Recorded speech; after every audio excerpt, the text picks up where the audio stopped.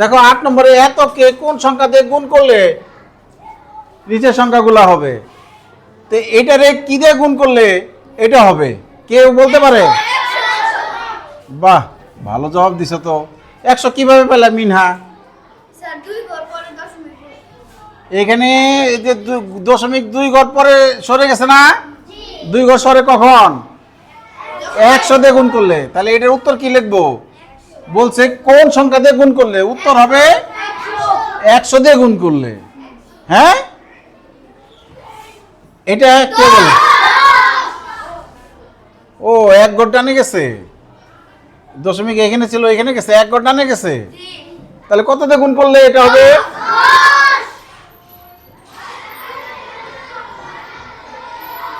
10। তাহলে 8-এর 2 এর উত্তর হবে 10 দিয়ে গুণ করলে এত হবে। 4.209 কে 10 দিয়ে গুণ করলে 42.09 হবে। লিখতে পারবো না আমরা? এবার আরেকটু আমরা প্র্যাকটিস করি। এইবার ফাইনাল প্র্যাকটিস, যাদের নাম ওঠে নাই তারা আসবে। এবার 1500। এই যেখানে ফল নামাবা।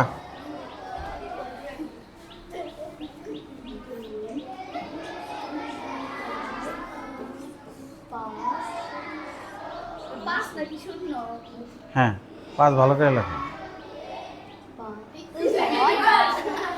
হ্যাঁ,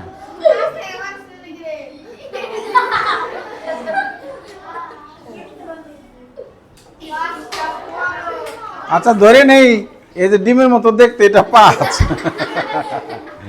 আচ্ছা তোমরা বলো এটা কি হয়েছে? দশমিক 1 অঙ্ক ডানে গেছে। তাহলে আমি একটু ভালো করে লিখে দেই। গুড, লিনার জন্য একটা ক্ল্যাপ। 24.5, পরে শূন্যটা না দিলেও হবে। ঠিক আছে, ঠিক আছে, থ্যাংক ইউ। এবার এটার ফল নামাবে না, যার উঠবে সেই 4। আসো আসো,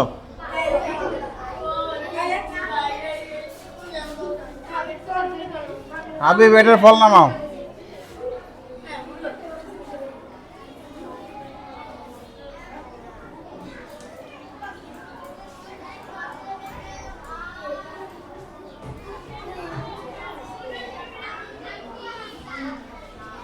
হয়েছে? হয়েছে নাকি?